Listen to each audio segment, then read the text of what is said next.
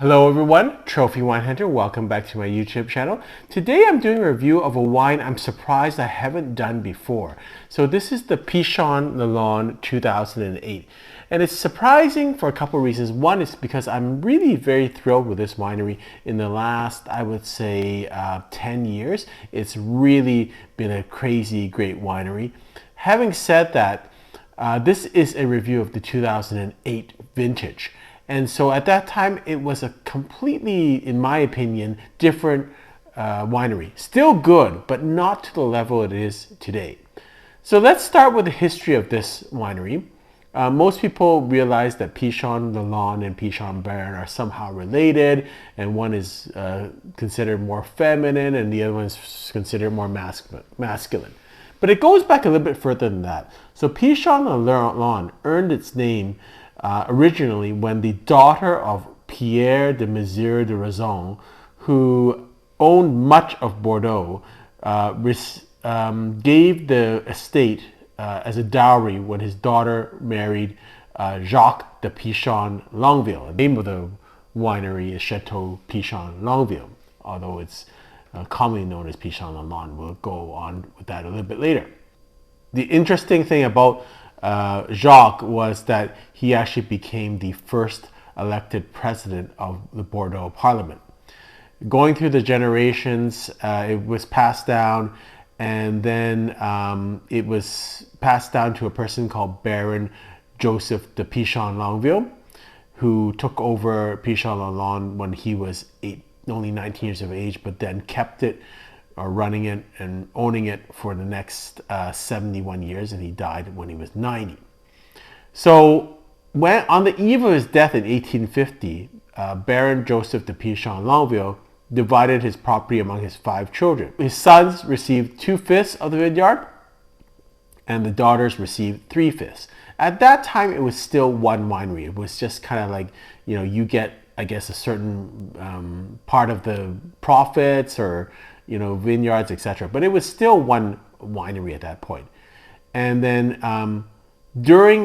sometime in the next, after a few years, the winery did officially break up. And from then on, it was a separate property. Pichon Longueville was a separate property, and stylistically was different. And that's where you get this idea that it was somehow one of the wineries was more feminine, because Pichon Lalande was managed by 3 women.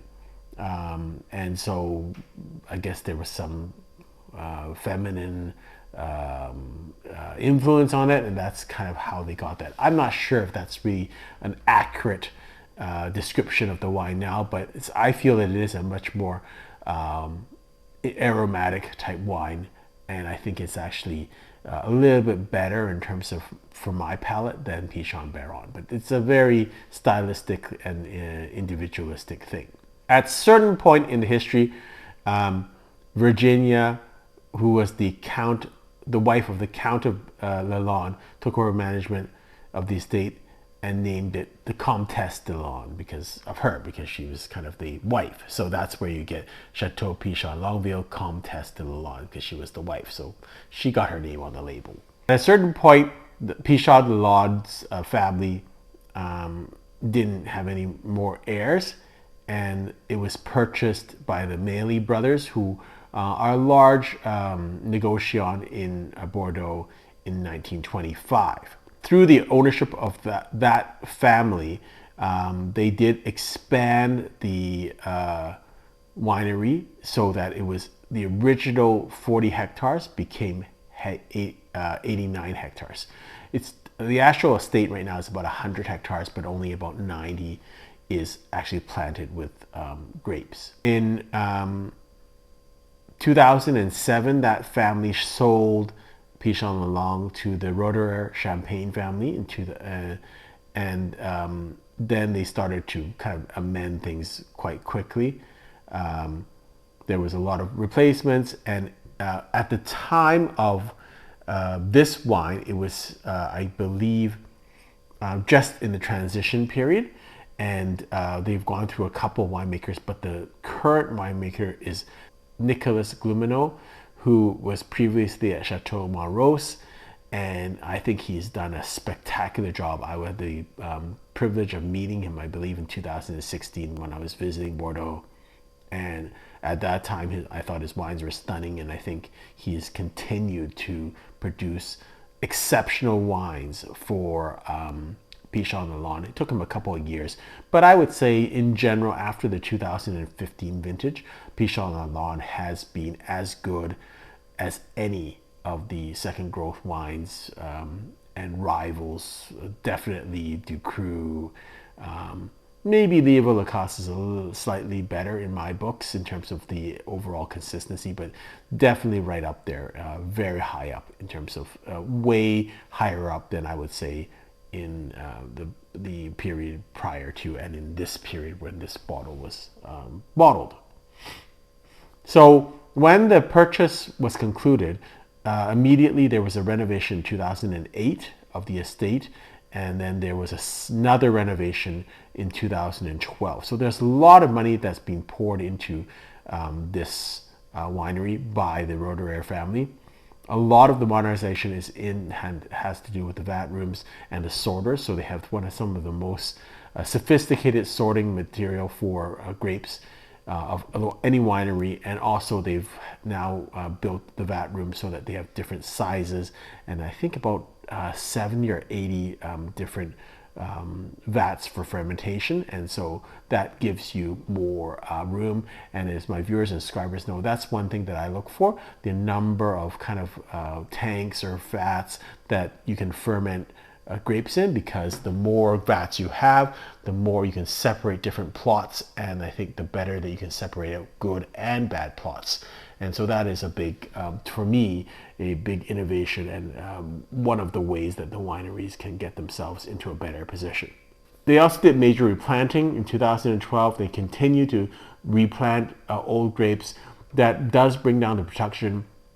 The number of bottles that is produced has been reduced dramatically since, I would say, the 80s. And that's fairly customary with a lot of the major growth wines, and that has led to an increase in quality. So again, to me, Pichon Lalande was always a great wine, but in the last 10 years has gone to a different level.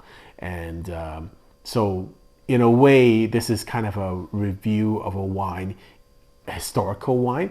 This is not the wine of today. And I would say the wines of today are much more balanced, they're heavier, they're more aromatic, they're cleaner. And it's because of all these innovations that they made at the winery. Vineyard is planted now 75% Cabernet Sauvignon, 20% Merlot, and 5% Cabernet Franc. And that marks a drastic decrease in the amount of Cabernet Franc over the years and increase of Cabernet Sauvignon. And I think it has to do with, and also Petit Verdot is also out of the mix completely. And I think it has to do with they believe that their soils, a lot of their soils are more suited towards the planting of Cabernet Sauvignon than Merlot and Cabernet Franc. And so it has been quite a change, and that has also increased in terms of the, I believe, the strength of the wine. It is a bit stronger. Some older vintages of Pichon are a little bit weaker in terms of their intensity of flavor, but I don't think you get that anymore. And again, when we go back to this idea of femininity or whatever, first of all, those are kind of antiquated terms. But if you say this is a softer wine than Pichon Baron, I agree in terms of, I think it has to do somewhat with stylistically, and I think Nicholas has identified that style and continues to make Pichon Lalande in that style. But I think it has more to do with the soil type and what they can do there. So, and it just somehow gets, I don't know the mechanics of it, but somehow it does seem to be a little bit more softer, the Cabernet Sauvignon, and more perfumed than Pichon Baron. I don't know the mechanics of it, I don't know the reason, but that's kind of my view of what happens with this wine. They have 70 temperature controlled stainless steel vats, and they have various sizes, and the wine is aged 50% in new French oak barrels for an average of 18 months, and about 15,000 cases is produced a year, which is about normal for growth wines. I have had quite a bit of the 2008 vintage, and again, I'm going to talk to you from my own personal experience and also a drinking perspective. So from my perspective, the 2008 vintage is a good vintage. It's not a really exciting vintage from my perspective. So when I open a bottle of 2008, I kind of know what to expect, and generally speaking, that's what you have. And so it's good, don't get me wrong. This is a very good wine, but to me, it's not as exciting as some of the other vintages that will have a little bit more panache. This vintage, again, you're going to get pretty decent wines, and you're going to get pretty good examples of wines, but you're not going to get, I haven't had, I think, a 2008 that I thought was a really, really stunning example of any wine, like this, oh, that's so characteristic, or that's the best example of that wine. I don't think I've seen any of the 2008s. Likewise, I don't see a lot of atypical 2008s. So it's kind of one of these vintages that I think if you are a not a person that drinks a lot of Bordeaux and you buy a wine like a 2008, you're going to have a pretty good bet that you're going to have a pretty good quality wine and a good experience. But for me, who drinks a lot of Bordeaux, it's not as exciting a wine because, again, there's not a lot of variation, and it's not going to really surprise me, and it's kind of boringly good. Boringly good is fine sometimes, but it's not that exciting, and it's not great examples of wines.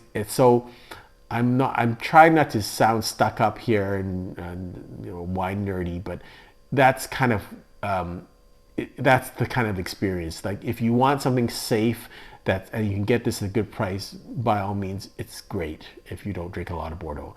If you drink a lot of Bordeaux, I think you'll find this vintage a little boring and ho-hum. And I know that's kind of unfair. All these wines are so nice, but I'm just kind of telling you from my personal experience. 2008's never really surprised me either on the upside or the downside very much, and so therefore it's kind of a wine that you almost in a way have already drank. It's kind of like, well, when I open it, it's not really something that's going to surprise me. So I don't know if that's a fair assessment or critique of 2008 vintage, but that to me is the vintage. Let's get to the tasting of this wine. I did open this last night with my friend at a restaurant, a steakhouse. It was fine. We pop it open. We didn't even have to decant it. Lovely wine. It kind of exactly what I expected. And so now I'm drinking it the second day. It's been in the fridge overnight. So on the nose, it is very fragrant. It is got roses and floral components to it, black fruit, black currants, black plums. So you see all of that. Very nice. And I do find that Pichon Lalande is a little bit more aromatic and softer than Pichon Baron both on the aroma and the palate. So this wine is very ready to drink. Will it improve a lot? I don't think so. Will it go down a lot? I don't think so. So I think you can drink over the next 7 years safely. It's not going to improve a lot. It's really accessible right now. Good fruit, medium bodied, I would say. The tannins are kind of resolved. You get a little bit of chocolate in the aftertaste. Well, sorry, up front you get black fruit, black currants, black plums.